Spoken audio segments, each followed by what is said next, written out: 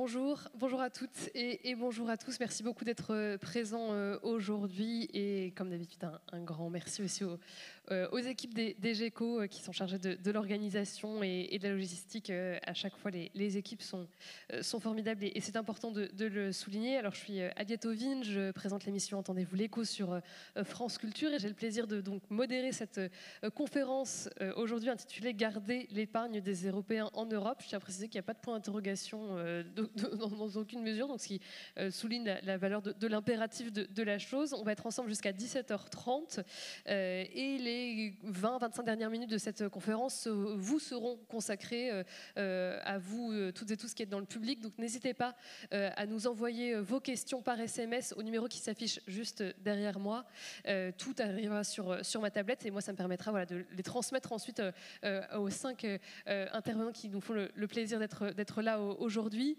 Donc vraiment, aucune question n'est illégitime, n'hésitez absolument pas. Au contraire, si vous souhaitez qu'un point soit creusé davantage, si vous souhaitez avoir des opinions, des éclairages sur certains points que vous n'auriez pas compris ou qui vous intriguent, vraiment, l'idée c'est de tout mettre à plat. Donc cette conférence, c'est aussi la vôtre, c'est important de le préciser. Alors quelques rappels aussi sur le sujet de l'épargne européenne. On pourrait se demander pourquoi c'est impératif, pourquoi cette urgence à garder cette épargne des Européens en Europe.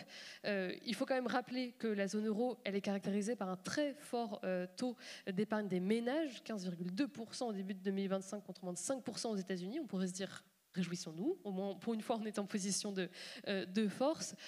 Par ailleurs, on en a besoin de cette épargne, elle sert à quelque chose. C'est ce que disait aussi Mario Draghi dans son rapport rendu en septembre 2024. L'Europe doit accroître considérablement ses investissements dans la transition énergétique et dans la transition numérique pour financer des innovations dites de rupture. Or, pour financer, où est-ce qu'on va piocher? Eh bien, a fortiori dans l'épargne. On va voir par quel mécanisme. Mais tout ça est évidemment confronté à un certain nombre de problèmes. Le problème, c'est que cette épargne, en général, elle sort du continent, elle sort de l'Europe à hauteur de 500 milliards d'euros rien que pour 2024. Ça, c'est Mario Draghi qui le déplorait.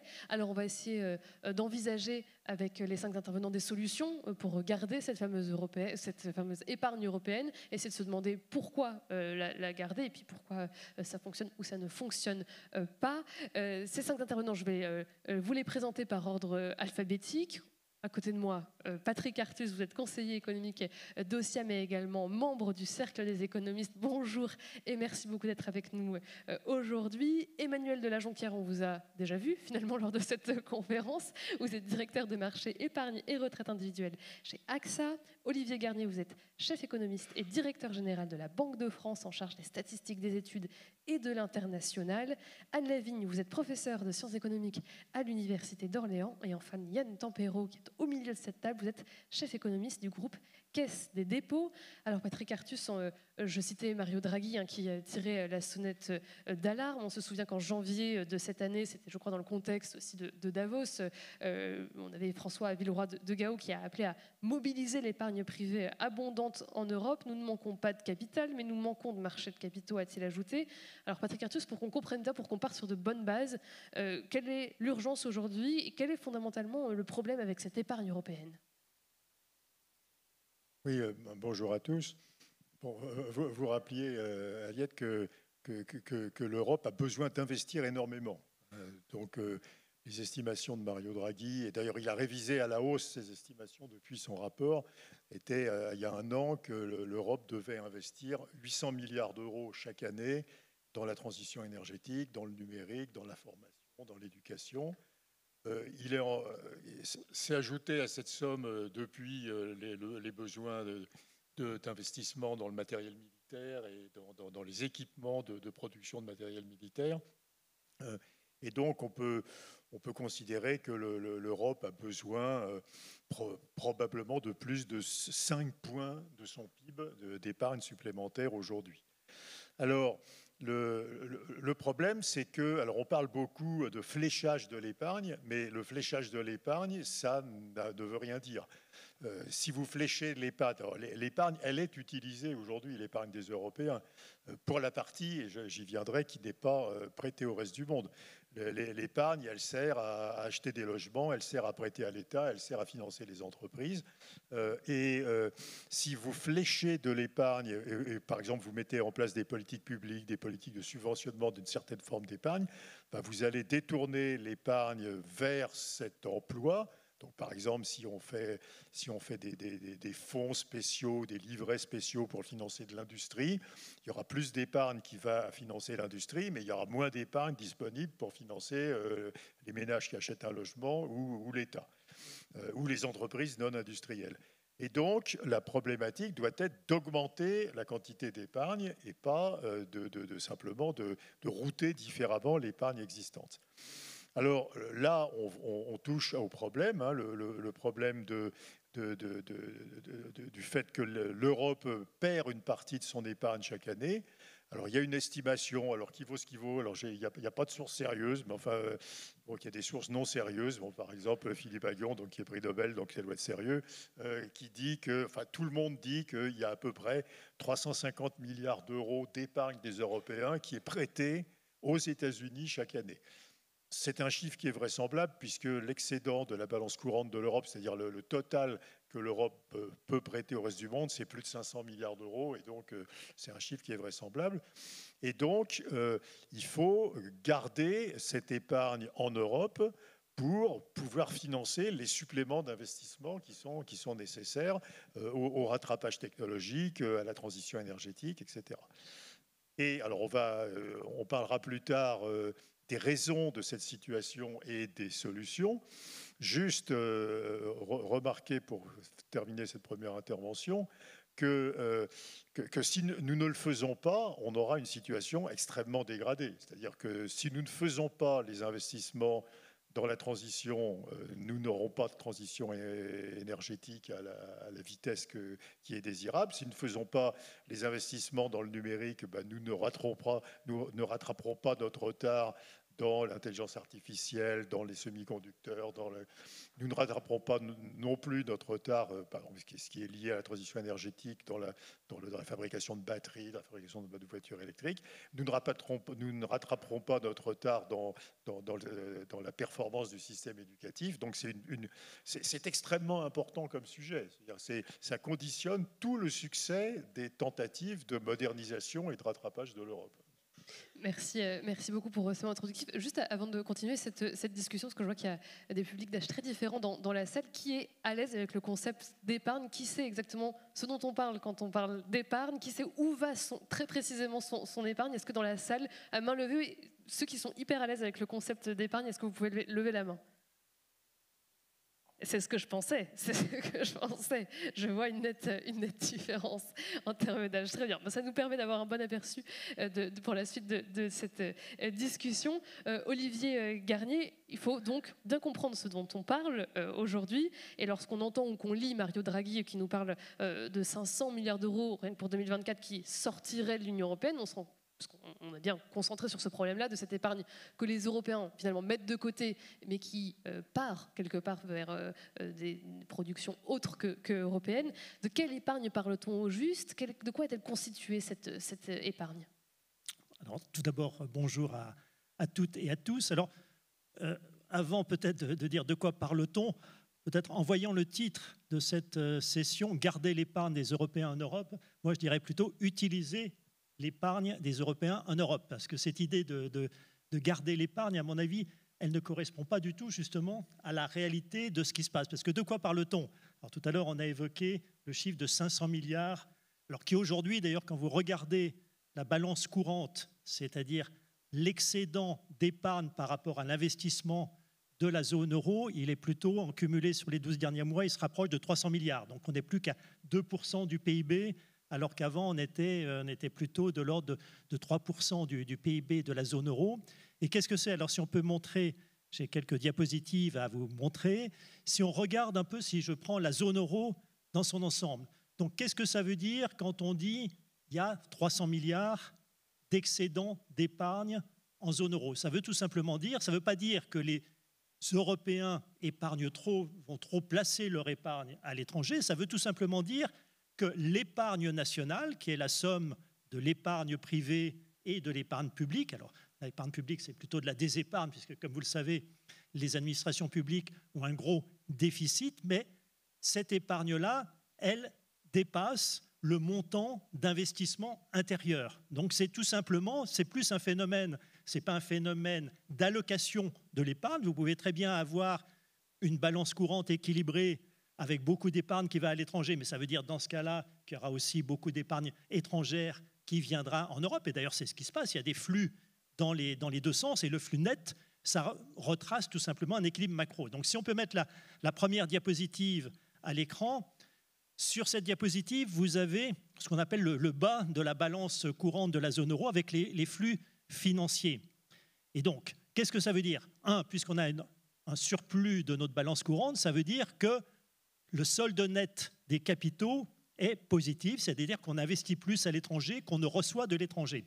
Mais quand on décompose, et notamment quand on s'intéresse à ce qu'on appelle les investissements de portefeuille, qui correspondent un peu à l'épargne, c'est-à-dire sous forme soit de titres de dette, soit sous forme d'actions ou de titres d'OPCVM. Vous voyez, qu'est-ce qu'on constate? On constate le bâton qui est en vert, ce sont les titres de dette, c'est-à-dire qu'effectivement, sur la dette, on achète plus de dettes étrangères que les étrangers n'achètent de dettes en Europe, mais inversement, sur les actions, vous voyez que sur les actions, là, on a plutôt des entrées nettes de capitaux, c'est-à-dire qu'on investit moins à l'étranger en actions que les étrangers n'investissent en Europe.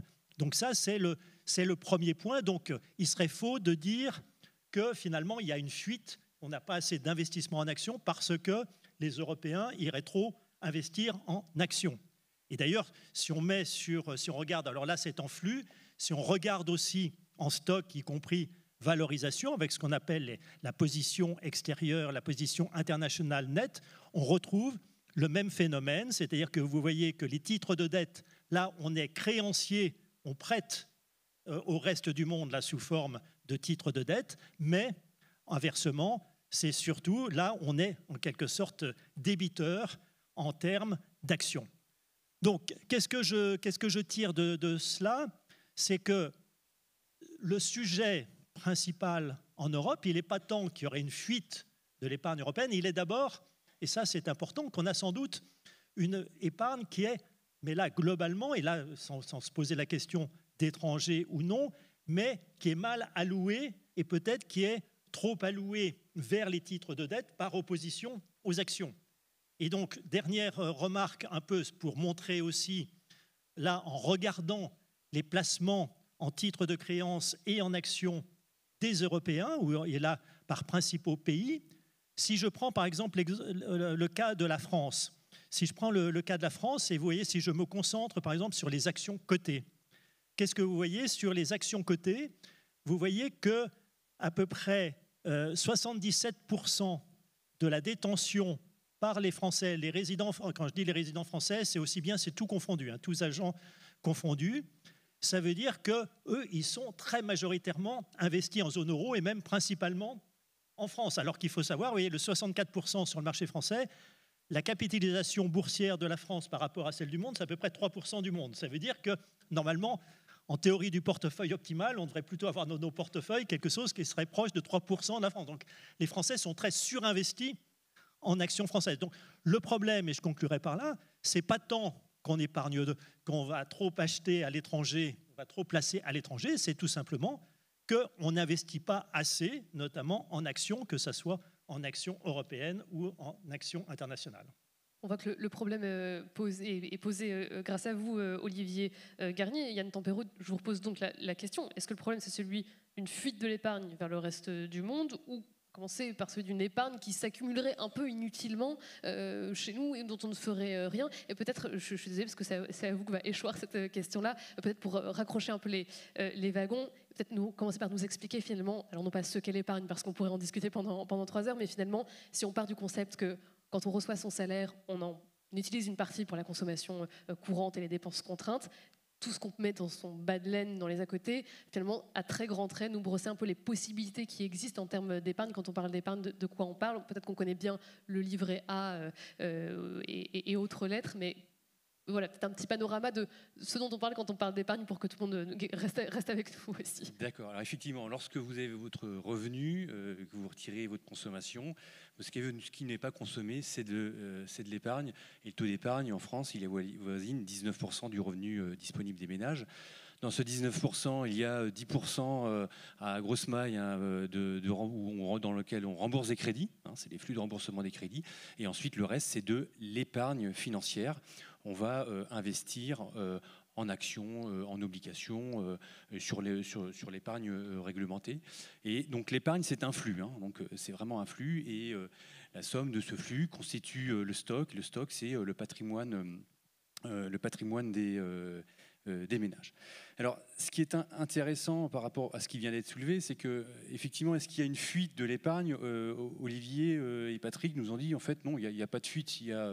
D'abord, il y a des flux rentrants, des flux sortants, et Patrick nous dit il y a un manque d'investissement. En fait, effectivement, c'est trop d'épargne, c'est sans doute qu'il y a un manque d'investissement en zone euro. Alors, néanmoins, pourquoi est-ce que, en premier lieu, est-ce que on a intérêt, en tant qu'investisseur, ou les investisseurs, ou les ménages ont intérêt d'aller acheter des titres à l'étranger, finalement, aller à l'étranger? Première raison, tout simplement parce que là, il y a besoin d'argent, il y a des besoins d'investissement parce qu'il y a eu un investissement qui est dynamique. Patrick le rappelait, on vient financer des projets d'investissement, encore faut-il qu'il y ait des projets d'investissement. Deuxième point, du point de vue de la théorie économique à rendement égal, j'ai aussi intérêt à avoir dans mon portefeuille des actifs étrangers parce que ça crée une décorrélation et que ça va donc réduire le risque dans mon portefeuille. Troisième point, si j'ai envie encore de diversifier mon portefeuille et de minimiser mon risque et de maximiser mon profil rendement-risque, qu'est-ce que je vais faire? Je vais acheter des secteurs qui parfois ne sont pas des secteurs qui sont disponibles en zone euro. Si je veux investir dans les matières premières ou dans les nouvelles technologies, je suis obligé de diversifier mon portefeuille en allant à l'étranger. Donc tout ça c'est important. Voilà l'intérêt aussi d'aller investir à l'étranger. C'est dans la théorie optimale du portefeuille, on va chercher à maximiser son rendement et à diminuer son risque. Néanmoins, il faut aussi avoir dans cette nouvelle fragmentation du monde, où on parle beaucoup des souverainetés, il faut aussi se dire que parfois, en maximisant son utilité personnelle, en allant justement essayer de maximiser son rendement et minimiser son risque, on ne va pas faire d'une allocation de capital qui est forcément optimale.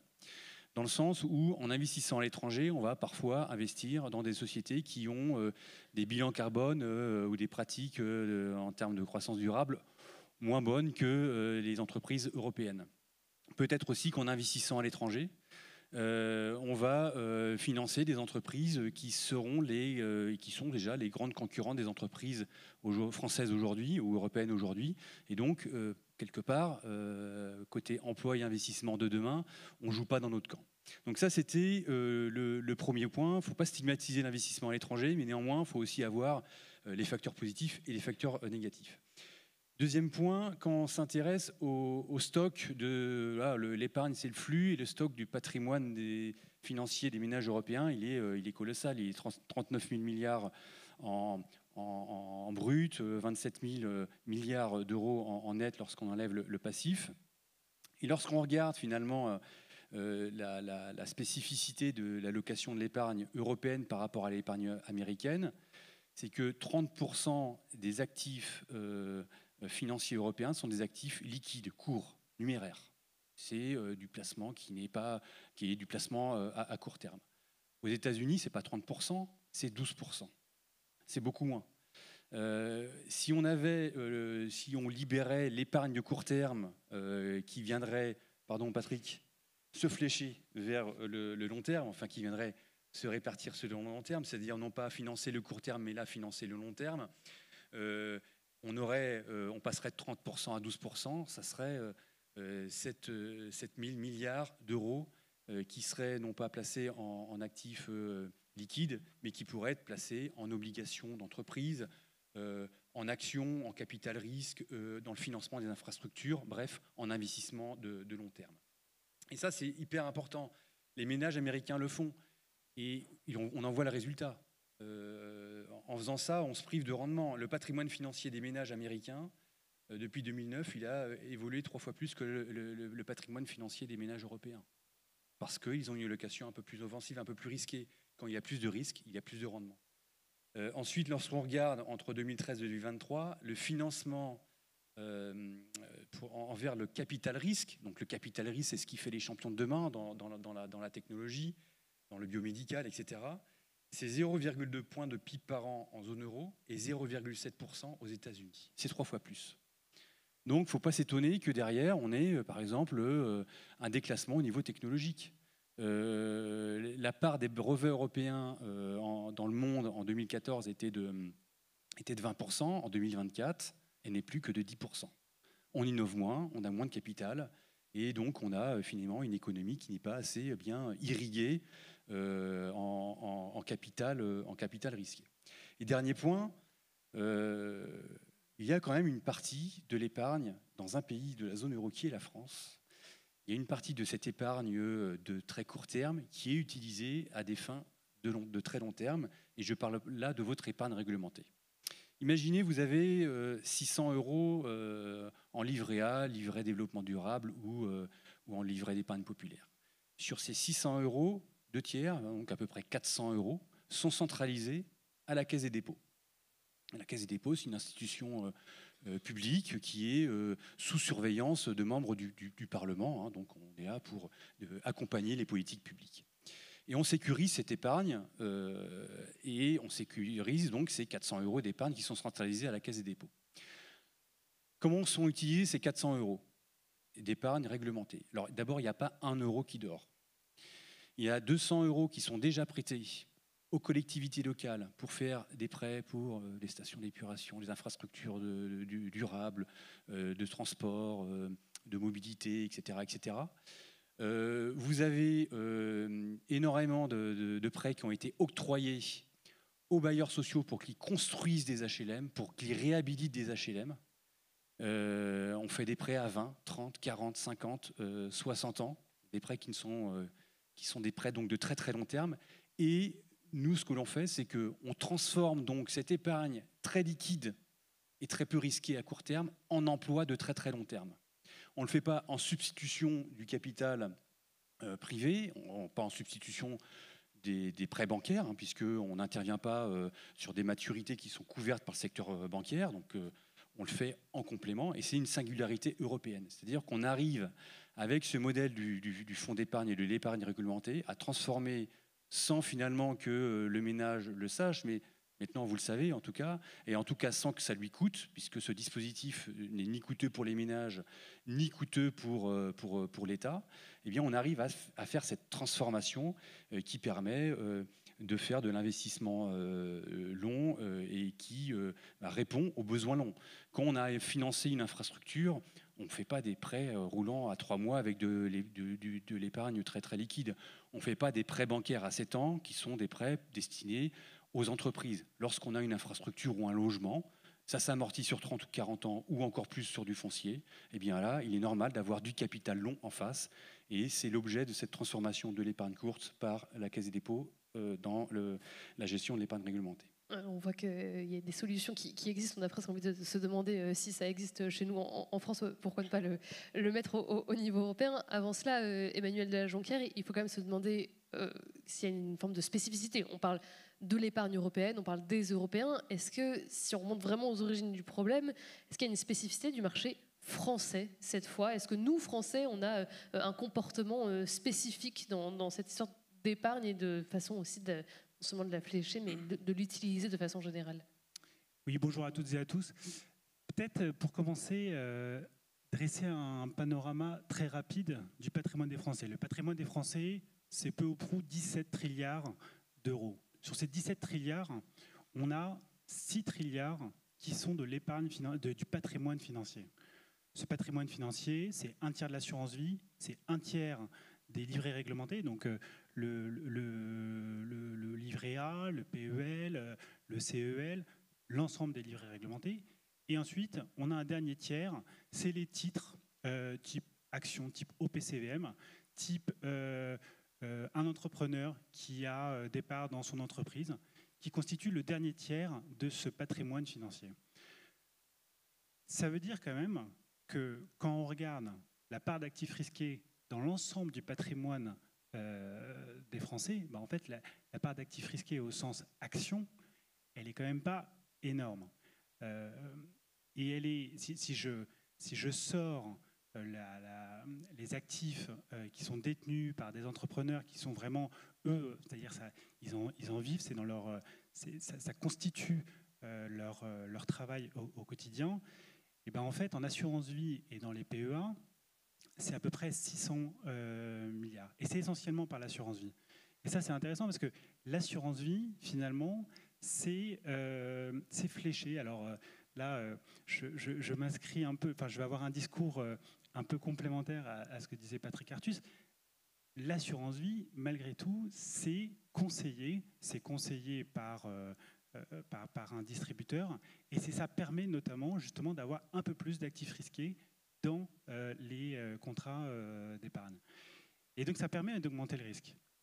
Et ça, c'est un point important parce que si on compare finalement ce patrimoine des Français par rapport au patrimoine des Européens, pour ce qui est de la partie patrimoine financière, et ben en fait, on a une part d'actifs qui sont liquides et garantis qui est à peu près homogène avec ce qu'on trouve dans l'ensemble de l'Union européenne. En revanche, là où on a quelque chose qui est très différent, c'est qu'on a peu d'actifs, on a beaucoup moins d'actifs qui ne sont pas liquides et qui ne sont pas garantis par rapport à ce qui se passe dans le reste de l'Union européenne. Les actifs non garantis et non cotés, dans l'Union européenne, c'est à peu près 10%. En France, c'est un peu moins de 1%. Donc clairement, en France, on a quelque chose à faire de ce côté-là. Et pour revenir sur le conseil en assurance vie, en fait, pourquoi il faut du conseil ? Parce qu'en fait, les Français, ils ont peut-être ils sont sur tout ce qui est éducation financière, je ne vais pas dire en retard, mais en tout cas, ils sont dans la moyenne. Ils sont dans la moyenne de l'OCDE, c'est 14e pays au sein de l'OCDE, c'est moyen. La note, d'ailleurs, il donne un classement avec une note, et la note, c'est 12,5 pour les Français, là où il faudrait avoir 14 pour considérer qu'on a une éducation financière assez correcte. Donc on n'est pas non plus complètement en échec scolaire, hein, mais en revanche, on n'est pas là où on souhaiterait et où on devrait être. Merci beaucoup. Anne Lavigne, il y a déjà pas mal de questions, et ce qui tombe bien parce que c'est aussi votre domaine de compétence. Il y a pas mal de questions autour d'une interrogation globale sur qu'est-ce qui explique ces comportements, en fait, que ce soit riscophile ou riscophobe, comment expliquer qu'il y ait une forme d'appétence pour le risque, mais presque, et c'est aussi dans les questions, mais aussi une forme de... Bon, alors là, ça nous ramène à des questions très philosophiques, mais à cette espèce d'appétence, en tout cas de recherche aussi de la rentabilité, ou en tout cas de placer son épargne de façon à ce qu'elle nous rapporte. Anne Lavigne, est-ce qu'il y a une forme de comportement européen, et puis aussi, parce que ça nous intéresse, de comportement français spécifique en termes de comportement d'épargne? Est-ce qu'il y a une spécificité de ce point de vue-là? Oui, merci Aliette. En général, ici au GECO à Lyon, j'interviens sur la retraite. Et donc, je n'ai pas grand-chose à dire sur l'épargne en général, mais bon, sur l'épargne retraite peut-être un petit peu. Donc, je vais parler d'épargne retraite beaucoup.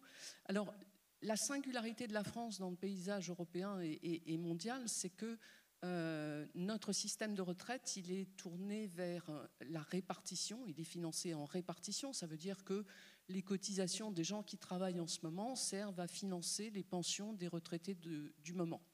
Et dans la grande majorité des autres pays, en Europe et a fortiori dans les pays anglo-saxons, la retraite, elle est financée par capitalisation. Ça veut dire qu'au cours de sa vie active, on met de côté de l'argent, donc l'épargne, c'est-à-dire la fraction du revenu qui n'a pas été consommé, et une partie de cette épargne qu'on met de côté, elle est vraiment en vue de la retraite. C'est-à-dire qu'on peut, nous en France, quand on met de l'argent de côté, on met de l'argent de côté en se disant si j'ai un coup dur, ça va me servir. Si je veux acheter une résidence secondaire, ça peut me servir, ou la résidence principale a fortiori. Mais en gros, il y a assez peu de gens qui épargnent en vue de la retraite. Alors que dans tous les autres pays, les retraites qu'on appelle professionnelles, au-delà de la retraite de base de la sécurité sociale, il y en a partout dans le monde, y compris aux États-Unis, de la retraite de sécurité sociale. Mais une fois que vous avez passé la retraite de sécurité sociale, vous constituez votre propre retraite par capitalisation. Et si j'élargis la focale par rapport à la France, donc en Europe, ce qu'on constate, c'est qu'il y a des fonds de pension en Europe donc, qui gèrent l'épargne en vue de la retraite des salariés, que ce soit aux Pays-Bas, au Danemark, un peu partout en Europe, assez peu en Allemagne et en Italie, qui sont les deux autres grands pays européens. Mais ces fonds de pension européens, ils investissent, et c'est aussi pour ça que si on quitte la France, on voit que même les autres Européens, ils épargnent en plaçant ailleurs que dans leur propre pays. Par exemple, des petits pays, alors comme la Lettonie, le Portugal, la Lituanie, les Pays-Bas, qui sont un peu emblématiques des fonds de pension en Europe, les Pays-Bas, ils placent à 80% de leur épargne retraite, des fonds de pension, dans des actifs à l'étranger. L'Italie, 75%. La Suède est un peu différente. La Suède a fait le choix de privilégier l'investissement national. Il faut souligner aussi que nous, les Européens, on se demande comment conserver l'épargne européenne en Europe. On n'est pas les seuls à avoir cette préoccupation-là. Hein. Le Royaume-Uni vient de lancer un grand plan de gardons l'épargne britannique au Royaume-Uni, et le Canada a aussi cette même problématique de conserver son épargne dans son pays, voire d'attirer l'épargne du reste du monde au Canada. Alors, si je réponds typiquement à la question que m'a posée Aliette, pourquoi donc en France on a cette réticence? La première réponse, c'est que puisqu'on a un système par répartition qui est encore relativement généreux, c'est-à-dire qui procure, une fois qu'on est à la retraite, l'essentiel des besoins, des ressources pour couvrir les besoins de consommation, on n'a pas besoin d'épargner en vue de la retraite, donc on n'a pas besoin de cette épargne de très long terme. Donc ça, c'est la première réponse qu'on peut faire. Deuxième réponse, et qui nous rapproche de l'assurance vie.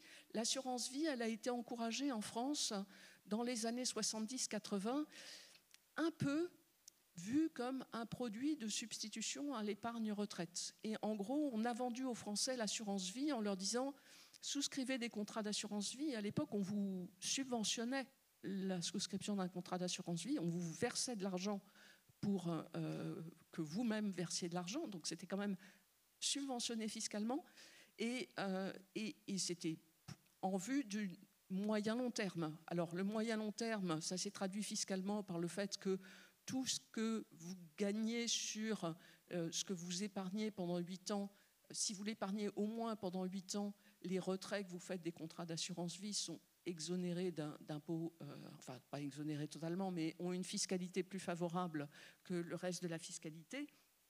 Donc ça a été un moyen de flécher un peu des choses sur du court moyen terme. Mais on n'est pas sur une perspective d'investissement. Quand Patrick parle d'investissement de long terme, c'est vraiment des choses qui sont rentables à 20 ans, 30 ans, 40 ans, 50 ans. Une centrale nucléaire, ce n'est pas rentable dans les 2 ans qui viennent.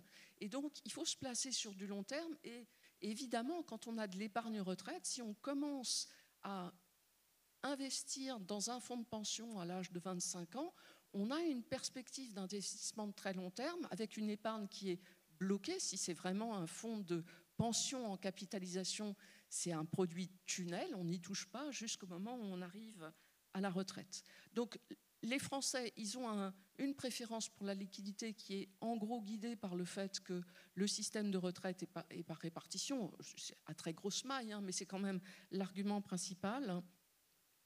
Et puis on a une aversion pour le risque des Français. Donc ça, c'est assez bien documenté par les travaux de Luc Arondel sur des données individuelles. Hein. Il regarde qu'est-ce qui guide le fait qu'on investisse en actions. Majoritairement, c'est plus vous êtes riche, plus vous avez un grand revenu, plus vous êtes incité à épargner en actions, plus vous avez du patrimoine, plus vous gagnez en âge, plus vous êtes incité à investir en actions, soit en direct, soit à travers les contrats en unité de compte qui sont logés dans les produits d'assurance vie.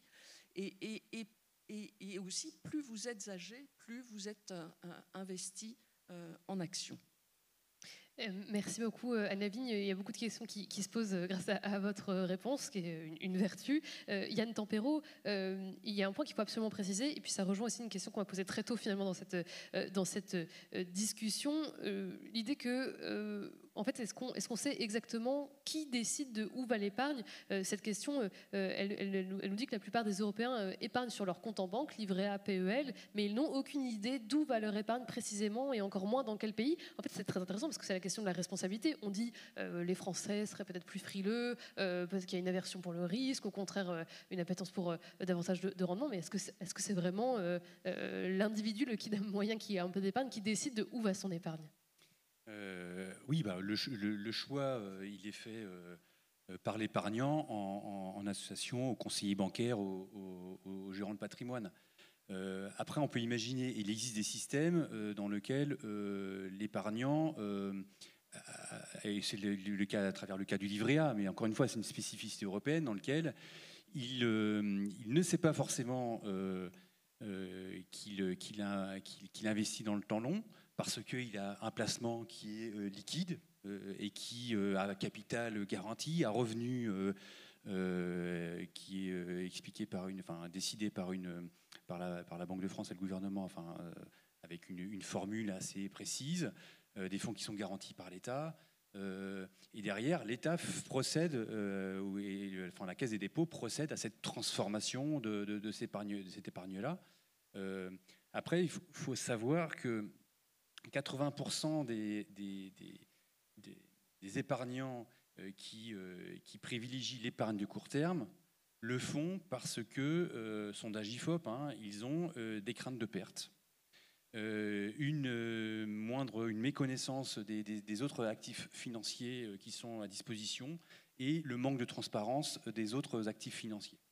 Et donc, une façon de répondre à ça, c'est de faire finalement de l'éducation, d'être transparent.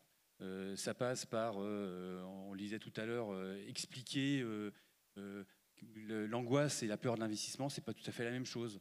L'angoisse, c'est se dire finalement le marché peut baisser, donc je n'y vais pas parce que j'ai une aversion à la perte. La peur, c'est se dire oui, le marché peut baisser. Historiquement, il a baissé de 20% dans 5% des cas, et 3 années après, il a rebondi de 10%. Et à partir du moment où on passe d'une angoisse et à une peur qui est quantifiée, on passe à un comportement d'investisseur qui est un investisseur avisé, qui peut prendre du risque assumé, qui peut avoir une stratégie de risque et d'optimisation de son risque et de ses horizons de placement, comme le rappelait Anne tout à l'heure. Et ça, c'est très important. La vraie stratégie d'épargne, elle repose sur une bonne connaissance des tenants et des aboutissants. Ce qui pose, Yann Tempero, la question de l'éducation financière, c'est un point que vous avez soulevé collectivement. Patrick Artus, moi j'aimerais bien avoir votre opinion sur la question de la responsabilité, parce qu'il ne faudrait peut-être pas confondre effectivement l'épargnant individu et puis les instances en charge du placement de cette épargne. C'est quand même parfois de très très grosses institutions. On parle là de fonds, il faut le dire, et d'institutions qui pèsent énormément. À qui, j'ai envie de demander à qui la faute, alors c'est peut-être pas la question qu'il faut poser, mais qui a vraiment la responsabilité des comportements d'épargne dans l'absolu? Oui, c'est une très bonne question. C'est parce que tous nous nous sommes demandé pourquoi il y avait cette structure particulière de l'épargne des Européens. Je vais revenir aux Européens. Et donc je rappelle, les Européens ont peu d'actifs risqués dans leur richesse. Si vous regardez la capitalisation boursière des États-Unis, c'est 6 fois la capitalisation boursière de l'Europe. Donc les Européens ont peu d'actions, ils ont beaucoup d'actifs liquides, ils ont beaucoup d'actifs sans risque. Et donc on peut se demander quelle est la cause de ça. Alors il y a une cause qu'a déjà évoqué Anne Lavigne, c'est l'aversion pour le risque. Alors c'est bien documenté qu'il y a une aversion pour le risque qui explique que les individus désirent peu détenir d'actifs risqués. Mais il y a d'autres causes. Il y a la régulation. en particulier la régulation des assureurs. Vous savez que quand un assureur achète des actions ou achète des parts d'un fonds de private equity, il doit déposer entre 39 et 50% de son capital sous cette forme en fonds propres. Il doit avoir des fonds propres qui correspondent à une part énorme de ses investissements en actions cotées ou en actions non cotées. Donc c'est la deuxième cause possible. La troisième cause possible, Anne Lavigne l'a aussi évoqué, c'est l'absence de fonds de pension. Les fonds de pension ont un poids des actions dans leur portefeuille de l'ordre de 50%. Donc ils augmentent beaucoup le quota d'actions détenues par les ménages.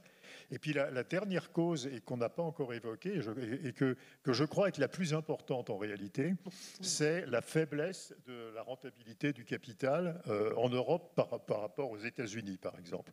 Alors,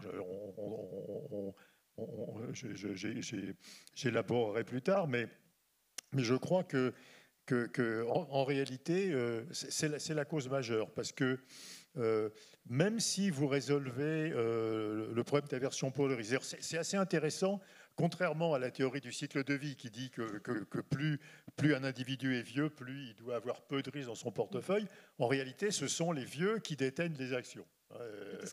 Ce sont les vieux ce sont les plus de 65 ans qui détiennent la plus grande partie des actions. Ils ont beaucoup plus d'actions que les jeunes.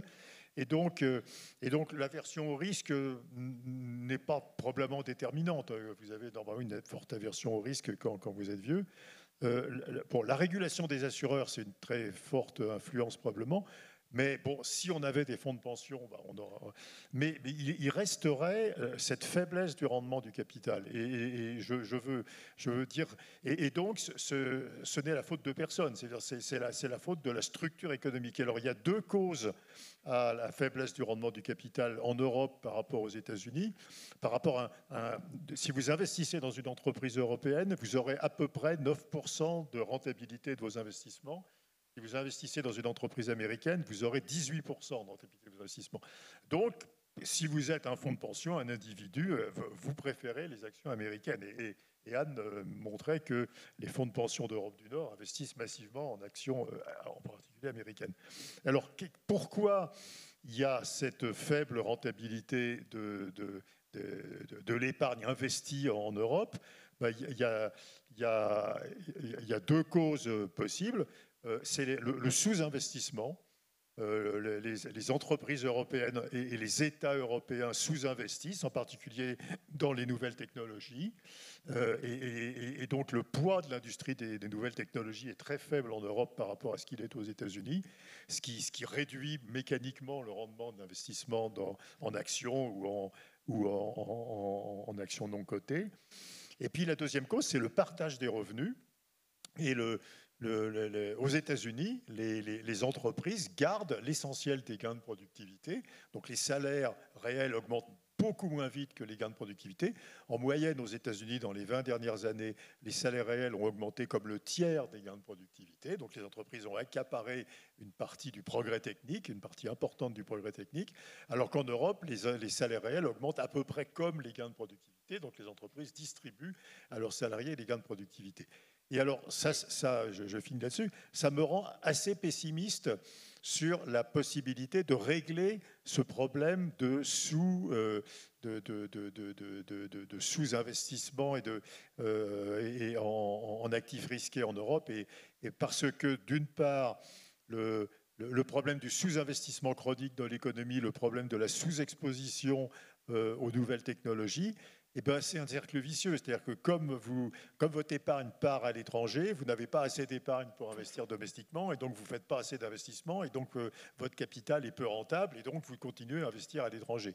Et puis la deuxième cause, nous n'avons pas envie d'avoir le partage des revenus des Américains, c'est-à-dire que les salaires réels n'augmentent pas et que les entreprises accaparent l'ensemble des gains de productivité. Et donc ces deux causes structurelles sont probablement permanentes. Alors probablement on va maintenant parler, on va évoquer une autre piste qui est ce qu'on appelle l'union de l'épargne et de l'investissement, c'est-à-dire l'union de l'unification des marchés de capitaux. Mais je crois que corriger cette cause profonde du sous-investissement en actifs risqués des Européens, qui est la faible rentabilité du capital, ça sera extrêmement compliqué.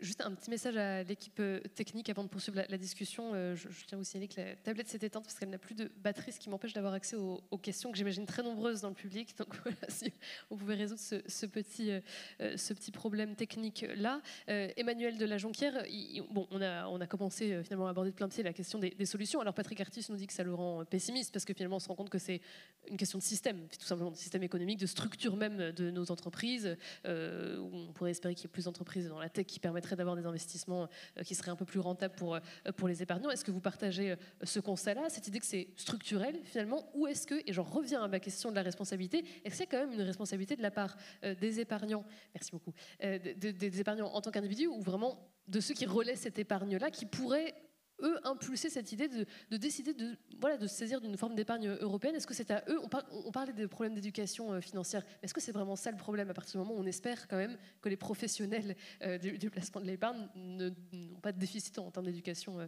financière? Oui, alors en fait, on ne peut pas forcer les épargnants à investir là où on souhaiterait qu'ils investissent. Ils vont investir là où ça leur paraît logique, à partir du moment où on peut leur expliquer de façon pédagogique où est-ce que ça présente un intérêt. C'est certain que tant qu'on n'a pas réglé la question du rendement, en fait, on aura du mal à flécher l'épargne vers l'Europe. Si on regarde juste le poids des actions européennes par rapport aux actions américaines depuis 1987, les actions américaines, c'était 30% des actions mondiales en termes de capitalisation. Aujourd'hui, c'est 66%. Donc forcément, la raison à ça, c'est que ça a surperformé nettement par rapport aux actions européennes. Ça fait du 12% par an sur les dernières années, là où les actions européennes en ont fait du 6%. C'est difficile de dire aux Européens, allez récupérer du 6 quand vous pouvez avoir du 12 en investissant aux États-Unis. Maintenant, une fois qu'on a dit ça, ça c'est vrai pour les actions listées. Mais il n'y a pas que les actions listées. Quand on donne du sens derrière, parce que les épargnants, ils ont besoin d'avoir, de sentir ce sur quoi ils investissent. Et je pense que le donner du sens, ça passe justement par le conseil du conseiller bancaire, du conseiller en gestion de patrimoine, du distributeur assurantiel. Là, on arrive à faire évoluer le comportement de l'épargnant. On le voit à plusieurs titres. On voit déjà que la part d'actifs risqués sur les 10 dernières années, en assurance vie, elle est passée de 14% à 40%. Ça, c'est quand même significatif. Il y a quand même une évolution du comportement des épargnants. La deuxième chose qu'on voit, c'est que quand on a eu une démocratisation de tout ce qui était actif non coté. Par actif non coté, je pense aux infrastructures, je pense au private equity, au capital investissement, je pense à la dette privée. Ça, c'est depuis 2016, la loi Macron, puis 2019, la loi Pacte, et puis enfin la loi Industrie Verte 2024. Je veux dire, chez AXA, on a lancé un fonds de private equity, un fonds de dette privée, un fonds infra. Depuis 2019, on a levé 2 milliards. Donc on arrive à avoir... et ces fonds-là, ils sont investis en Europe, principalement en France. Donc on y arrive. Mais ça suppose de donner du sens et de mettre des actifs tangibles derrière. Voilà. On en revient à cette question finalement de l'offre. C'est ce qui reste fondamental dans cette question. Je sais qu'Olivier Garnier voulait réagir à ce que vous disiez, Emmanuel de Jonquière. Je vous donne la parole. Allez-y, Olivier Garnier. Oui, je voulais un peu réagir à ce qu'a dit Patrick, qui a eu une présentation très pessimiste en disant en gros, il n'y a rien à faire. Et de toute façon, ce n'est pas rentable d'investir en Europe. Alors, déjà, comme je vous l'ai montré au début, le sujet, ce n'est pas que les Européens investissent trop en actions aux États-Unis, puisque les Américains et les autres, ils investissent aussi en Europe. Donc si on n'était pas du tout rentable, il n'y aurait pas d'investissement américain en Europe. Or, il y en a, y compris en private equity. Donc, il ne faut pas laisser penser que de toute façon, on ne peut pas investir en Europe. Et en tout cas, le sujet n'est pas que les Européens vont investir aux États-Unis parce que ça ne serait pas rentable en Europe. Le sujet, c'est plutôt qu'on a une structure de notre épargne qui n'est pas satisfaisante, qui fait aussi, parce que je suis d'accord avec Patrick pour dire qu'il y a un problème de rentabilité du capital. Il y a d'ailleurs un autre facteur qu'il n'a pas évoqué, qui est la fragmentation de nos marchés nationaux. C'est-à-dire que même si on a un marché en théorie unique, il est loin d'être unique. Et donc, on voit bien d'ailleurs quand une start-up veut se développer, c'est très coûteux d'aller se développer sur le marché français, sur le marché belge, sur le marché allemand, etc. Alors qu'aux États-Unis, on a tout de suite un grand marché. Donc il y a bien un problème de rentabilité du capital, mais qui est quand même, on voit qu'il y a aussi des gens qui investissent en Europe.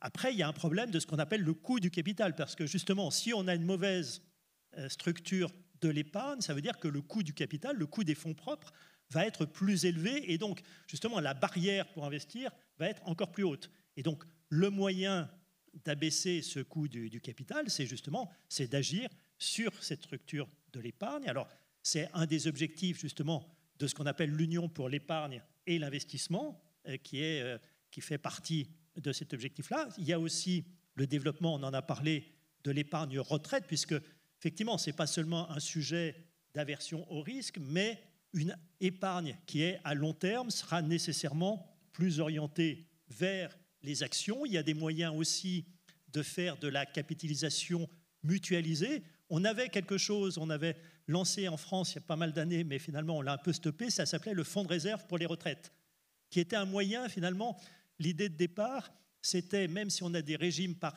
répartition qui sont dominants, mais on peut très bien faire aussi de la capitalisation au sein, injecter une dose de capitalisation au sein des régimes de répartition et sans faire surport. Parce qu'effectivement, l'épargnant individuel, souvent, il ne peut pas supporter le risque action lui-même. Mais il y a des moyens de mutualiser ce risque dans le cadre de fonds collectifs.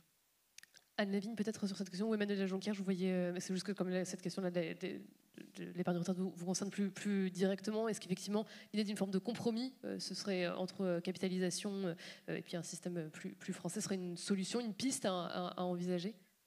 Alors, sur le fonds de réserve pour les retraites, je souscris tout à fait à ce que dit Olivier.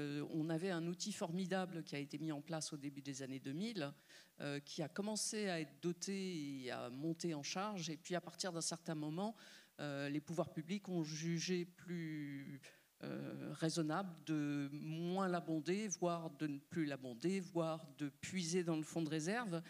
Il était fait, à la base, ce fonds de réserve pour les retraites, il était fait pour passer la bosse démographique du baby-boom, avec cette idée qu'on avait, et on les a maintenant, des générations très nombreuses qui étaient nées après la guerre, en gros entre 1943, parce que le baby-boom a techniquement commencé dès 1943, jusque, alors ça dépend, il y a des querelles entre les spécialistes, mais disons jusqu'en 1964 à peu près, on peut considérer que là, on a des générations massives qui sont nées. Et donc l'idée, c'était de dire, voilà, tant qu'il est encore temps, on va un peu surcotiser, on va un peu abonder ce fonds en prélevant plus de ressources qu'il ne le faut juste pour financer les retraites des retraités de l'époque. Donc créer un petit fonds, et puis ensuite, une fois que toutes ces générations auront disparu, le fonds redescendra à zéro. De fait, ce qui s'est passé sur le fonds de réserve des retraites, c'est qu'on a arrêté de l'abonder. On retire maintenant 1,15 milliard, il y a à peu près 20 milliards en ce moment, 1,15 milliard pour rembourser la dette sociale, ce qui n'est pas illégitime, puisque une partie de la dette sociale, c'est aussi le déficit des caisses de retraite. Mais on a ces 20 milliards, c'est à la fois trop peu pour vraiment profiter de la capitalisation, et ce fonds de réserve, il continue à faire des performances qui sont tout à fait décentes. Je parle sous le contrôle de la Caisse des dépôts, qui gère l'actif du FRR. Donc on n'a pas profité de ce dispositif, alors que maintenant on en aurait vraiment besoin. Et si je compare avec les Allemands en ce moment, qui ont aussi un système de retraite essentiellement par répartition, qui ont aussi beaucoup de mal à encourager l'épargne retraite des ménages allemands, ça ne marche pas très bien, le mécanisme de plan d'épargne retraite qui s'appelle Riester en Allemagne.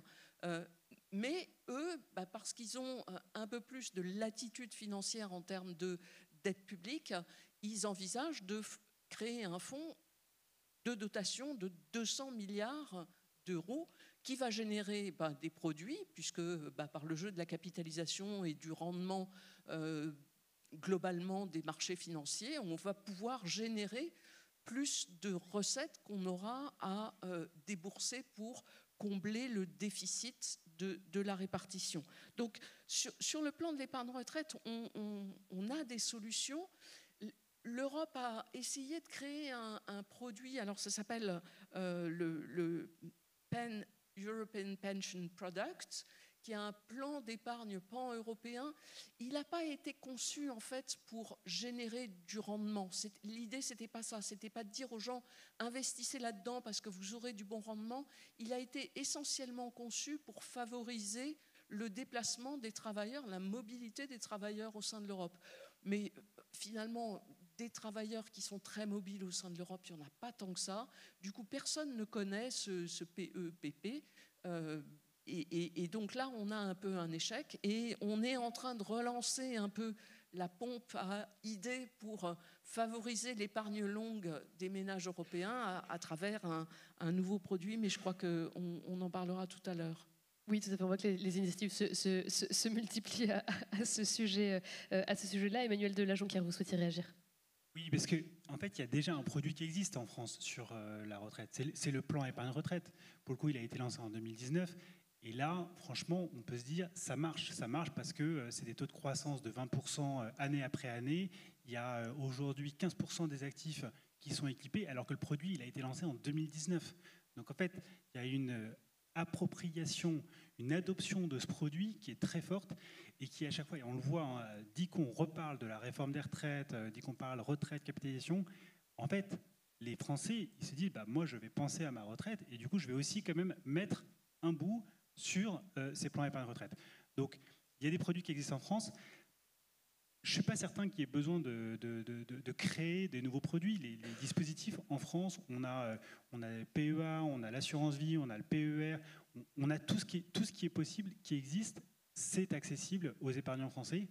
Je pense qu'on a les réponses. Il ne faut pas aller chercher forcément la construction d'un produit qui va être une solution pour tous les pays européens.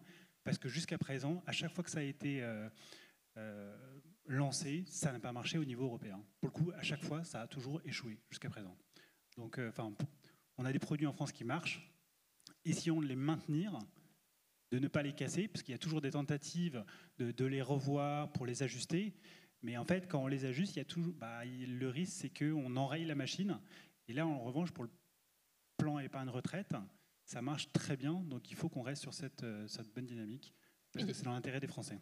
Yann Tempero, je voyais hocher de la tête sur la performativité et aussi l'intérêt des produits qui existent déjà et donc pas la peine d'aller chercher ailleurs. On parlait des initiatives nouvelles. Je peux notamment citer le fait que assez récemment, le 30 septembre, la Commission européenne a annoncé une nouvelle initiative qui était l'idée de créer un compte d'épargne et d'investissement européen avec un certain nombre d'avantages fiscaux pour que les citoyens justement soient incités à placer leur épargne, leur argent sur des marchés financiers plutôt que de laisser végéter, on va dire, sur des livrets d'épargne peu rémunérateurs. Yann Tempero, est-ce qu'il faut s'en désoler, se dire mais non, on a déjà les produits qui fonctionnent bien, ça ne sert à rien d'innover, on va dire, en la matière? Il faut toujours innover parce que c'est toujours l'occasion de faire de l'éducation.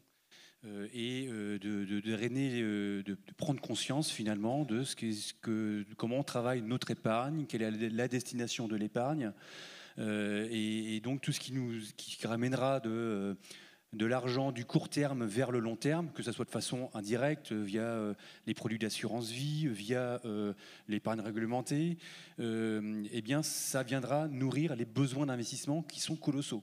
D'accord ? Donc, on a des besoins d'investissement colossaux. Donc, on a quand même moyen sur les nouveaux besoins, le réarmement, sur la transition écologique énergétique, sur le digital. On a des nouveaux besoins d'investissement. Eh bien, il faut saisir ce moment-là pour mettre une épargne longue, risquée et rémunératrice pour les ménages en face.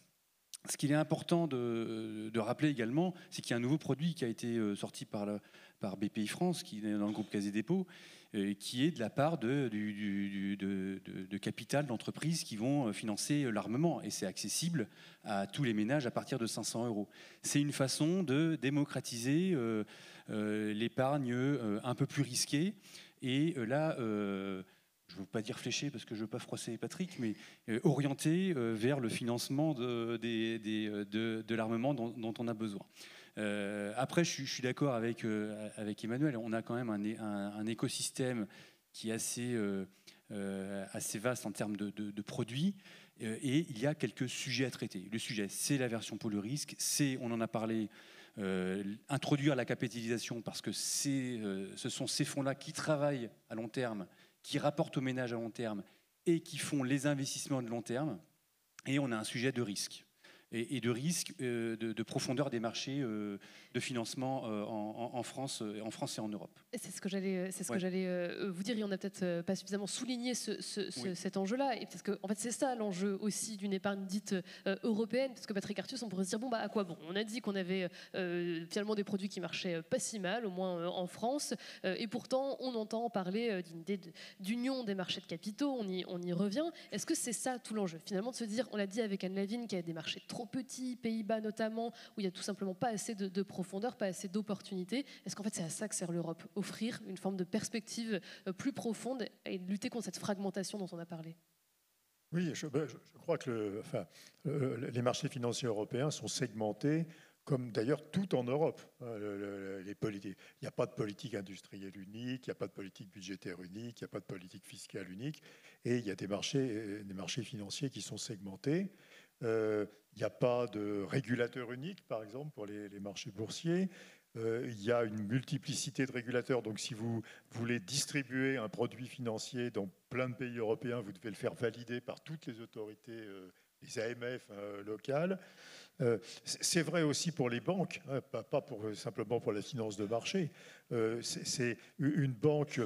Il y a des banques pan-européennes qui exercent dans plusieurs pays européens. Elles ne peuvent pas transférer des fonds propres ou de la liquidité d'un pays à l'autre. Peut-être revenir, Patrick Artus, sur la raison pour laquelle elles ne peuvent pas le faire. Pourquoi il y a autant de réglementation? C'est la régulation. Oui, mais pourquoi on met en place de la régulation? Oui, mais parce que par exemple, les banques centrales se disent qu'en période de crise, elles auront envie de garder leur liquidité à la maison et pas de la prêter dans d'autres pays. Et puis, il y a une chose qui est moins discutée, mais il n'y a pas de droit des faillites européens. Et ça, c'est une composante, je crois, assez importante. Et voilà. Donc, il faudrait, effectivement, si on avait un marché boursier et du crédit bancaire unifié, on serait dans une difficulté bien moindre. Hein. Mais à nouveau, je répète, et je crois qu'il faut vraiment qu'on ait des initiatives pour générer des produits qui soient basés sur des investissements qui aient des rentabilités du type de celles qui sont atteignables aux États-Unis. Alors, probablement, l'armement est un bon exemple, hein, parce que l'industrie de l'armement européenne fait des progrès stupéfiants dans ses chiffres d'affaires, dans ses exportations, etc., et a des rentabilités fortes. Mais je crois que c'est ça la bonne piste.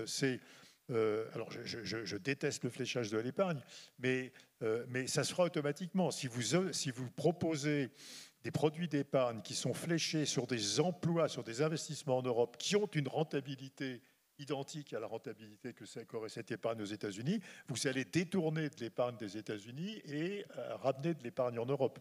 Et à nouveau, il faut détourner de l'épargne des États-Unis pour renforcer le financement de l'Europe. Yann Tempero, vous souhaitiez réagir? Oui, exactement. Parce que pour surligner les propos de Patrick, aujourd'hui, quand une entreprise innove en France, lorsqu'elle grandit, elle va devoir avoir besoin énormément de nouveaux capitaux. Eh bien, elle va pouvoir faire appel au marché avec des fonds propres. Elle va aller chercher des fonds propres sur le marché. Et hélas, il y a beaucoup d'entreprises qui vont aller chercher ces fonds propres aux États-Unis. Donc, résultat, l'entreprise innovante qui va produire du rendement, eh bien, elle va aller se lister sur les marchés américains parce que là-bas, l'épargne est abondante. Ce que nous, on essaye de faire à la Caisse des dépôts à travers une entité qui s'appelle CDC Croissance, c'est justement améliorer la profondeur du marché des petites et moyennes capitalisations. C'est-à-dire que les grandes capitalisations n'ont pas de problème pour se financer. En revanche, les petites et moyennes capitalisations ont un peu plus de sujets pour rencontrer les épargnants. Et les épargnants ont aussi un sujet parce que le marché, il est très peu profond. Donc, quand il est peu profond, il y a beaucoup de volatilité, c'est plus difficile de diversifier, il y a forcément plus de coûts que lorsqu'il y a un marché profond. Donc voilà, mais en tout cas, on a des initiatives pour rendre ce marché-là, qui est un marché d'entreprises innovantes, donc qui auront du rendement demain, du rendement financier, du rendement en emploi également et en bien-être. Eh bien, on travaille pour développer la profondeur de ce marché, en tout cas en France. Et puis Patrick Artus, vous le disiez, finalement, si tout était unifié, les choses seraient beaucoup moins compliquées, que ce soit en termes de marché des capitaux, mais aussi de bourse. Je rappelle que Friedrich Merz, le chancelier allemand, a appelé le 16 octobre dernier à la création d'une bourse européenne. Anne Lavigne, est-ce qu'en termes de comportement, mettre des labels, se dire en fait, je sais que mon épargne elle est européenne, je sais que cette bourse est européenne, ça peut changer les choses. On parlait de donner du sens aussi à son épargne, on parlait aussi d'un désir d'être rassuré aussi quelque part. Est-ce que c'est à cela que sert finalement l'Europe, l'Union européenne, c'est d'apposer cette étiquette Union européenne et donc potentiellement de clarifier les choses et donc de les rendre plus rassurantes et donc d'inciter aussi ces comportements d'épargne? Alors oui, moi j'y crois assez à ça. Il y a de plus en plus d'études d'économie comportementale donc qui s'intéressent à finalement qu'est-ce qui décide les gens à faire des choses. Et il y a toute une théorie qui se développe autour de ce qu'on appelle les nudges, qui sont des coups de coude, pas des injonctions, pas des obligations, mais en général, ça marche sous forme d'options par défaut. C'est-à-dire, on dit aux gens, voilà, on va vous proposer un produit, voilà, vous allez y souscrire. Il y a différents produits qu'on peut vous proposer, mais on vous suggère celui-là. On vous le propose. Si vous n'en voulez pas, vous exercez votre option de retrait du produit. Ça marche assez bien en Suède. Donc en Suède, j'ai parlé de la Suède, ils ont un système de retraite par répartition obligatoire, un système de retraite par capitalisation obligatoire, un tout petit bout, 2,5% de cotisation. Et donc là, on leur propose des fonds et ces fonds, ils ont une allocation par défaut avec beaucoup d'investissements dans des actions suédoises. Le marché des actions suédois est plus développé que celui des Pays-Bas, donc les Suédois ont la possibilité d'investir dans les produits suédois, et donc ça marche plutôt bien. Et effectivement, si on leur dit, voilà, vous avez un panel de produits dans lesquels vous pouvez investir, si vous préférez privilégier l'armement, il y a l'armement, si vous préférez des industries vertes, vous souscrivez à des industries vertes, et nous, par défaut, on vous conseille, par exemple, un label européen, ou on vous conseille un label vert. Moi, je pense que ça marche. Donc, il y a des études. Je n'ai pas fait de la publicité pour ce petit ouvrage. C'est la revue d'économie financière qui a sorti un numéro au deuxième trimestre 2025 qui s'appelle « Où va l'épargne ?», avec un panorama de l'épargne en France et en Europe. C'est un numéro un peu spécial parce que Patrick n'y a pas contribué, alors que je pense qu'il est auteur dans tous les numéros de la revue d'économie financière. Mais malgré tout, c'est intéressant. Et notamment, il y a une étude de Laurent Bach qui montre ça, qui montre qu'on peut encourager à travers des nudges, des coups de coude, des comportements des agents pour les orienter vers certains comportements de détention, notamment de détention en direct d'action. Ça peut marcher. Voilà ce que une chose importante qu'on n'a pas évoquée, c'est on parle d'épargner pour retirer du rendement, pour retirer un flux de revenus futurs quand on sera à la retraite. Détenir des actions, c'est aussi participer à la stratégie de l'entreprise à travers le droit de vote dans les assemblées générales d'actionnaires. Là aussi, il y a peut-être de l'éducation financière à faire en disant, quand vous investissez, vous achetez des actions, prenez un risque, ok, vous espérez un rendement, ok, mais vous pouvez aussi infléchir le cours de l'entreprise dans laquelle vous investissez.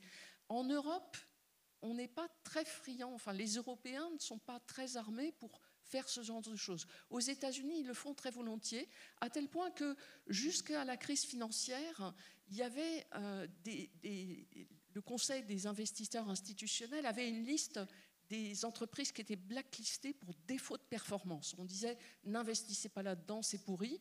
Et donc les entreprises qui se recevaient ça dans la figure, elles disaient, OK, il va falloir qu'on corrige ça.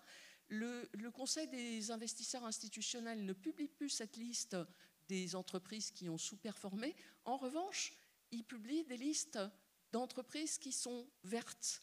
Et donc là, c'est un nudge en fait. Au lieu de dire n'investissez pas là-dedans, ça ne rapporte pas, on dit investissez là, c'est vert. Voilà, c'est un exemple de nudge qui peut marcher. Au moins l'information est disponible. Très rapidement, parce qu'on a en fait beaucoup de questions et elles sont toutes assez pertinentes. Emmanuel Jonguier, vous vouliez réagir rapidement, s'il vous plaît. Juste rebondir sur le propos d'Anne. En fait, effectivement, les droits de vote, quand il y a des détentions d'actions, quand les actions sont détenues en direct, c'est les particuliers qui vont exercer ce droit de vote. En revanche, quand les actions sont détenues via des fonds, des OPCVM, eh ben c'est les gérants qui détiennent ce droit de vote. Et là, c'est un point extrêmement important parce que selon à quel gérant vous donnez ce droit de vote, eh ben vous n'aurez pas le même impact. Typiquement, quand vous faites de la gestion passive avec, je sais pas, un gérant américain, eh ben c'est le gérant américain qui va voter les résolutions au conseil d'administration, du conseil d'administration au moment des assemblées générales. Donc c'est pas neutre. Et quand vous confiez votre argent à un gérant européen, et ben ça aussi, ça participe à la souveraineté européenne. Merci beaucoup. Yann Tempero. Juste pour contrebalancer avec le pessimisme, c'est que si on avait une conférence sur les métaux rares, on serait embêté, parce qu'on a très peu de métaux rares et la Chine raffine 90% des métaux rares, c'est compliqué. Là, on est en train de se poser la question finalement d'un verre d'eau, mais on a l'eau et on a un problème de tuyauterie. Ce qui est important d'avoir à l'esprit, c'est que tout ce dont on a parlé, l'éducation financière, la réglementation sur les besoins en fonds propres, l'organisation des marchés, éventuellement la titrisation, cette façon de faire circuler le risque de bilan à bilan, c'est pas un manque de ressources, c'est un problème de tuyauterie. Alors, c'est pas si facile que ça, parce qu'il faut se mettre d'accord, mais pour une fois, on n'a pas un problème de ressources trop rares. Donc, c'est peut-être une raison d'espérer et d'être un peu moins pessimiste. C'est intéressant ce que vous dites parce qu'il y a beaucoup de questions qui portent là-dessus. Finalement, pas mal d'inquiétudes. Et Olivier Garnier, je vais vous poser la question, mais pas mal d'inquiétudes sur un potentiel assèchement, justement, de ces ressources, notamment pour des raisons démographiques, pour des raisons fiscales aussi. Est-ce qu'il faut craindre, parce que là, on se réjouit parce qu'il y a beaucoup d'épargne, c'est juste qu'il y a des problèmes de tuyauterie, comme on le disait. Est-ce qu'il n'y a pas une inquiétude sur quand on voit que les prochaines générations vont avoir un pouvoir d'achat moindre que les générations qui épargnent beaucoup actuellement? Est-ce que c'est pas ça le prochain problème, c'est que finalement il y a tout simplement moins d'épargne? Alors là, sur cette question, il y a un premier élément dans la question qui est le lien entre démographie, épargne et structure de l'épargne. C'est vrai que dans la théorie traditionnelle du cycle de vie, et qui est enseigné souvent, c'est de dire finalement on épargne au début de sa carrière et puis après, quand on arrive à l'âge de la retraite, on va désépargner. En pratique, quand on regarde ce qui se passe, c'est pas dans les pays avancés et en France en particulier, parce que on voit d'ailleurs que les plus, c'est un peu ce que disait Patrick tout à l'heure, les plus de 60 ans ou les plus de 65 ans, ce sont eux qui détiennent les plus gros patrimoines et en fait, leur patrimoine continue d'augmenter. Ils ne désépargnent pas ou ils ne vendent pas leurs actifs, ils ne liquident pas leurs actifs. Et donc, c'est plutôt... Et donc, on pourrait se dire que là, même le contexte démographique, et en plus avec le fait aussi, même les générations qui viennent après, qui vont se dire, moi, pour ma retraite, il va falloir que j'épargne plus. En tout cas, pour le moment, on constate plutôt que les évolutions démographiques vont plutôt dans le sens d'une forte épargne. Alors, en contrepartie, parce que ça, on est sur le côté épargne des ménages, parce qu'il y a un élément dont on n'a pas parlé, qui est un peu l'éléphant peut-être dans la pièce, et notamment en France, c'est après le déficit public et après les déséquilibres aussi qui peuvent venir, d'ailleurs, de l'autre côté de la démographie, parce que la démographie, ça peut faire plus d'épargne, mais en même temps, ça veut dire aussi plus de dépenses de santé, ça veut dire aussi un déséquilibre des régimes de certains régimes de retraite. Et donc on a aujourd'hui, parce on disait en Europe, on a dit c'est pas l'épargne, on n'est pas dans la situation des métaux rares.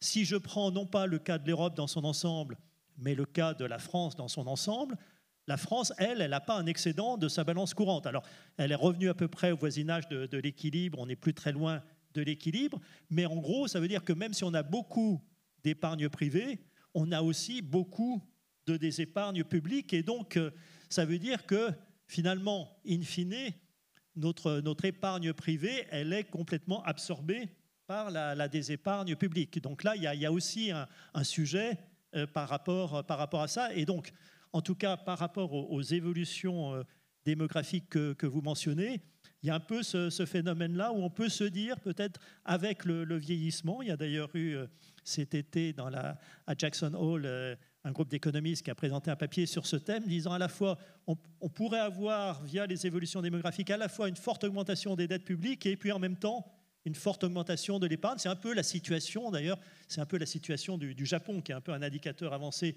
en matière démographique, où vous avez une dette publique colossale à plus de 200% du PIB, mais en même temps une épargne qui vient financer cette dette. Mais ça ne vient pas financer l'innovation. C'est-à-dire qu'une économie vieillissante, finalement, elle innove moins. Patrick Artus, il y a plusieurs questions aussi sur la notion de souveraineté. Finalement, si on parle de cette Union européenne des capitaux, est-ce qu'il n'y a pas un risque que chaque pays, que chaque État membre le voit comme une délégation de sa souveraineté? Puis il y a une question que j'ai trouvée assez intéressante, c'est finalement si on met tout en commun, si on met une espèce de grand label européen, est-ce que la France ne va pas y perdre parce qu'en fait personne ne voudra aller investir sur les entreprises françaises qui ne donnent pas forcément très envie? C'est ce que nous demande le message. Oui, alors il y a deux questions de souveraineté. Il y a la première souveraineté qui est que, on l'a tous dit, dans la situation présente, l'Europe finance les investissements des États-Unis, y compris les investissements des entreprises américaines en Europe. Et ça, c'est quand même une perte de souveraineté absolument catastrophique. Donc de toute façon, il faut sortir de cette situation où nous déléguons aux entreprises américaines le choix de leurs investissements. Et donc il faut qu'on reprenne la souveraineté européenne dans l'allocation de l'épargne. Alors ensuite, vous touchez une question qui est extrêmement sensible en Europe, qui est que l'Europe, ce n'est pas une fédération. Il n'y a même pas de solidarité entre les pays. On voit par exemple le fonctionnement du Conseil européen. Chaque pays veut tirer l'avantage maximum de sa participation à l'Europe. Par exemple, quand on a fait le grand plan Next Generation EU, 800 milliards d'euros, alors à peu près seulement la moitié ont été déboursés par la Commission et encore moins réellement investis. Mais le plan était conçu pour donner des quotas nationaux. Donc on ne s'est jamais posé la question de, par exemple, où est l'entreprise la plus performante pour fabriquer des éoliennes. On a saupoudré l'argent pour financer, subventionner de la construction d'éoliennes partout, quoi. Et donc en Europe, les mentalités ne sont pas prêtes à avoir quelque chose qui ignore la nationalité et qui ignore et qui aille à l'efficacité. Alors effectivement, le vrai sujet, c'est si on fait l'union des marchés de capitaux et qu'on fait un grand pot commun de l'épargne, eh bien, on ne maîtrisera pas, on ne pourra pas maîtriser quelle partie de cette épargne va s'investir dans tel ou tel pays. Mais on aura une situation beaucoup plus efficace. Par exemple, chaque pays utilisera ses avantages comparatifs. On sait qu'en France, on est très bon dans l'aéronautique, on est très bon dans le luxe, on est assez bon dans la pharma, on est moins bon dans l'agroalimentaire que dans le passé, mais on reste quand même relativement... Et puis, les Allemands sont bons dans la mécanique. Et ce serait beaucoup plus efficace d'utiliser ces avantages comparatifs plutôt que d'utiliser des clés de répartition pays par pays comme on le fait aujourd'hui. Une forme de spécialisation. C'est intéressant parce que vous n'êtes pas le premier à m'en parler dans la conférence de ce matin aussi. On est tombé d'accord sur le fait que c'était la seule solution pour l'Europe. Mais ça pose une autre question intéressante qui est aussi posée ici, que je voudrais vous poser, Yann Tempero, que je voulais déjà vous poser au cours de la discussion. Finalement, quelqu'un demande pourquoi on n'a pas une forme d'institution européenne type DARPA pour soutenir les innovations de rupture en Europe. Et ça pose aussi une question plus générale. Finalement, vous avez montré que le livret A, ça fonctionne plutôt bien parce qu'on sait où va cet argent, parce qu'on s'est mis d'accord là-dessus, ça finance des choses de très long terme. Est-ce qu'on pourrait envisager une forme de livret A européen où on se mettrait d'accord sur les objectifs de très long terme ou de moins long terme pour l'innovation de rupture, mais au moins tout le monde serait d'accord, on se mettrait autour de la table et l'argent il irait à un endroit très précis où qu'on sait efficace. Est-ce que ça c'est envisageable ? Alors, est-ce que c'est envisageable? Est-ce que ça serait souhaitable? D'après ce que dit Patrick, oui, ça serait souhaitable. Est-ce que c'est envisageable? Patrick dit c'est compliqué parce que, alors, à la fois en termes de gouvernance et à la fois en termes de destination des fonds, il faut se mettre d'accord sur ce que c'est qu'une politique industrielle européenne, ce que c'est qu'une mutualisation des risques, ce que seraient des mécanismes de transfert, hein, si on met des champions européens dans tel ou tel pays parce qu'on les finance dans tel ou tel pays pour qu'ils aient la taille critique, eh bien quid des autres pays européens qui n'auraient pas des revenus de ces entreprises-là. Donc il y a un vrai sujet de gouvernance. Alors, les autres Européens, quand on présente le livret, nous regardent avec des yeux qui brillent, mais aujourd'hui, ils ne sont encore pas passés à l'action. Deuxième sujet sur le capital risque et une DARPA, à l'européenne.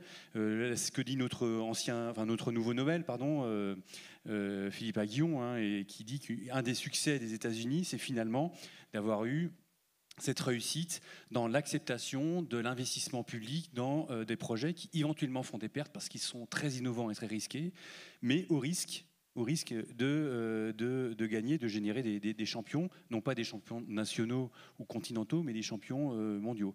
Et donc ça, c'est un sujet de mentalité. Et une fois qu'on aura la mentalité eh bien, il faudra dépasser les carcans nationaux européens. Ouais. Exactement. Emmanuel de la Jonquière, peut-être sur cette question. Et puis il y a une autre question qui revient aussi à la base, c'est finalement autour de cette question de l'épargne. Est-ce que le vrai problème, c'est pas celui de salaire qui serait trop faible? C'est une question qui est posée, notamment autour de la smicardisation des salaires. Finalement, c'est pas tout le monde qui a les moyens de contracter une épargne. Ça, on l'a peut-être pas assez dit au cours de cette discussion. Est-ce que ça, c'est un enjeu dans l'absolu? Alors, je pense qu'il y a des gens bien plus qualifiés pour parler de ça autour de la table. Mais ce que je peux juste vous dire, c'est que sur la partie épargne, patrimoine, je peux vous parler de l'assurance vie. L'assurance vie, il faut savoir qu'il y a 40% des Français qui ont un contrat d'assurance vie. Donc en fait, c'est quand même près d'une personne sur deux en France qui est en mesure d'épargner sur le long terme. Et puis, si on parle du livret A, je pense que les chiffres sont bien plus élevés. Donc l'épargne, pour les Français, elle est relativement démocratisée. Maintenant, je pense que... Mais alors, ça dit, il y a une autre question qui est totalement en lien avec ça. C'est quelqu'un qui demande, étant donné le vieillissement de la population, dont on a déjà discuté, et le fait que ce sont les personnes âgées qui possèdent les plus grands patrimoines, ne faudrait-il pas s'intéresser à la régulation / l'éducation à propos de la transmission de patrimoine? J'imagine que la question qui est sous-entendue là-dedans, c'est l'idée d'une transmission plus tôt dans les parcours de vie pour faire fructifier aussi cette épargne, la rendre peut-être plus utile. Ça, Emmanuel de la Jonquière, est-ce que c'est quelque chose qu'il faut envisager en termes de réforme pour assurer une transmission de cette épargne peut-être plus active? Alors, c'est une bonne question. Savoir si finalement on ne transmet pas le patrimoine trop tard et que du coup il dort indéfiniment sans qu'il soit utilisé à des fins de redistribution. Ce qu'on observe, c'est qu'effectivement les gens vont hériter entre 45 et 55 ans, voire autour de 60 ans. Oui. Disons qu'à 45 ans, les gens héritent sous 10 ans plutôt, pour le formuler différemment. Donc c'est certain que le patrimoine, il est détenu par les gens de plus de 65 ans, donc ceux qui sont déjà à la retraite, ça en grande partie, et que la transmission, elle ne va pas aller aux plus jeunes telle qu'elle s'oriente aujourd'hui. Ce qui est un problème en soi, parce qu'on pourrait se dire qu'au moment de faire sa vie, on a besoin d'accéder aussi au marché immobilier, on a besoin d'accéder à un certain nombre de choses qui sont à l'origine de beaucoup de blocages aussi en France. Et donc c'est vrai qu'il y a probablement quelque chose à faire, d'autant que là on se dirige vers ce qu'on appelle la grande transmission. Donc la grande transmission, c'est ce patrimoine qui n'a jamais été aussi élevé au niveau de la population française, mais au niveau mondial, et qui va changer de main à horizon 2040. Ce qu'on dit, c'est que c'est 300 à 400 milliards de patrimoine qui vont changer de main tous les ans d'ici 2040. C'est énorme. Probablement qu'il faut il faut davantage encourager pour qu'il y ait de la transmission intergénérationnelle. Ce qui est une piste et un large chantier à la fois. Je vais vous poser une question collective qui vient d'être posée. C'est peut-être la question la plus pratico-pratique de toutes, avec 10-20 000 euros à 20 ans d'économie. Que faire avec cet argent? Où l'investir au vu de toutes les informations reçues durant la conférence? Ça, c'est le moment conseil investissement. Qui veut y aller? C'est plutôt aux professionnels de l'investissement de répondre, c'est pas à la Banque centrale. Oui, j'ai un peu de devoir de neutralité. Emmanuel de Jonquière, fait de la Vigne. Donc à 20 ans, à 20 ans, 10 000 euros, tout dépend de ce que vous avez comme revenu à côté. En fait, quand on place, ça dépend de l'appétit au risque. Donc, est-ce que vous êtes ou pas averse au risque, et ça on en a parlé, et à quel horizon vous investissez. si vous avez 10 000 euros à investir et que vous savez que vous n'en aurez pas besoin à court terme, il faut investir sur des actions, c'est certain. Et ça, d'ailleurs, si vous investissez pour votre retraite, voilà, ça peut être un bon objectif.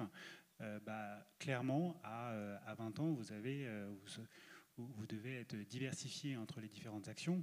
Donc là, je dirais pas exclusivement des actions françaises, bien sûr, des actions européennes et aussi des actions dans le reste du monde, parce que la diversification, c'est essentiel quand il s'agit d'investir sur le long terme, mais c'est aussi investir sur du non-coté, donc c'est-à-dire du private equity, de l'infrastructure, de la dette privée.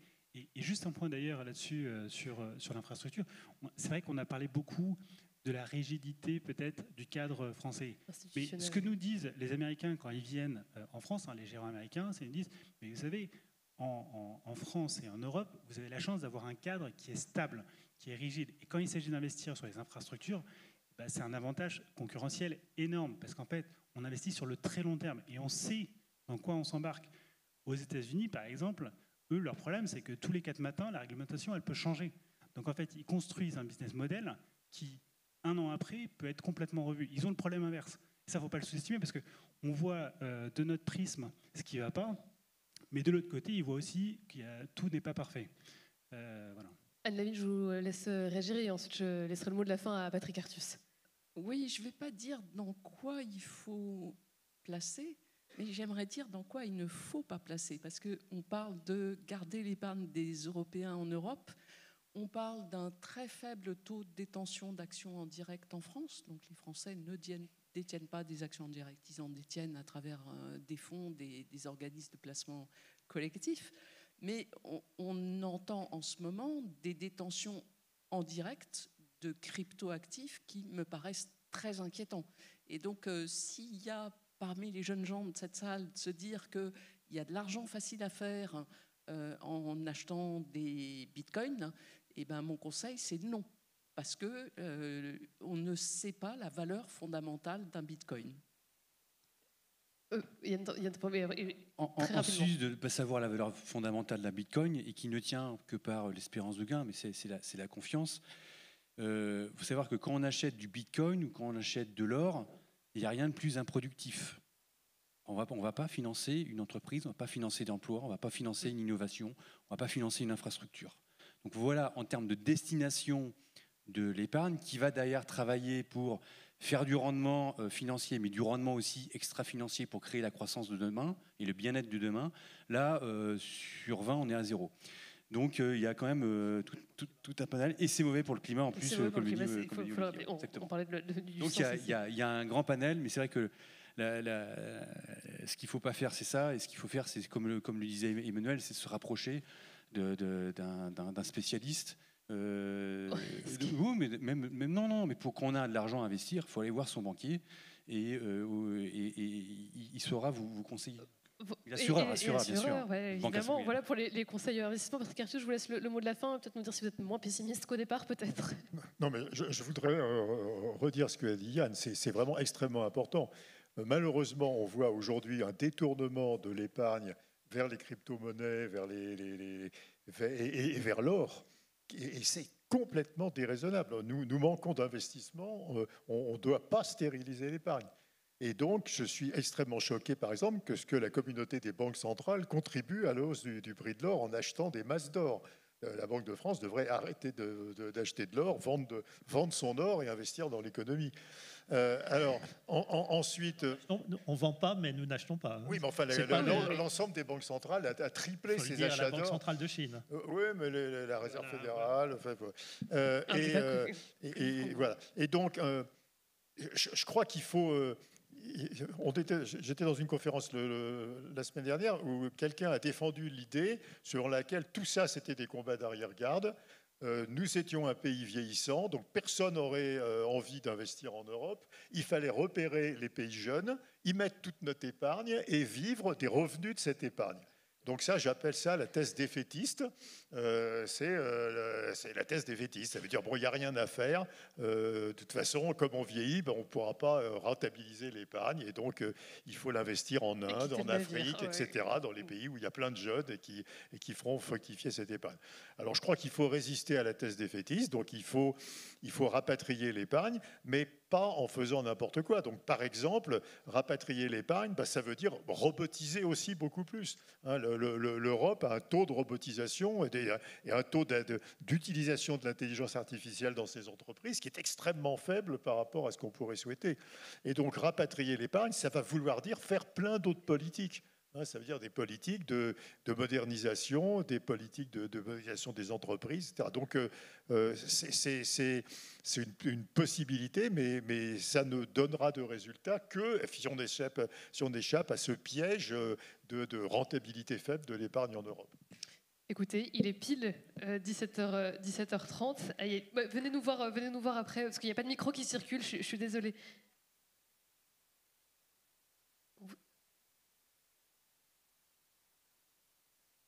Ah oui, c'est la revue que vous mentionniez. Alors, elle est disponible en ligne sur Cairn, sachez-le. La revue d'économie financière, on la trouve, là, c'est une association, l'association d'économie financière qui l'avance. C'est une revue, elle est vendue au numéro. Elle est disponible sur Cairn, sur le site Cairn, si vous le souhaitez, en numérique et en papier. C'est vrai que c'est une option parce que je l'ai rarement vue en librairie. Je ne suis pas sûre que ce soit diffusé à grande échelle. On va se renseigner, mais en tout cas, c'est disponible sur Internet en version numérique. Voilà, sachez-le. Merci beaucoup à tous les 5 et merci à vous dans le public pour vos questions.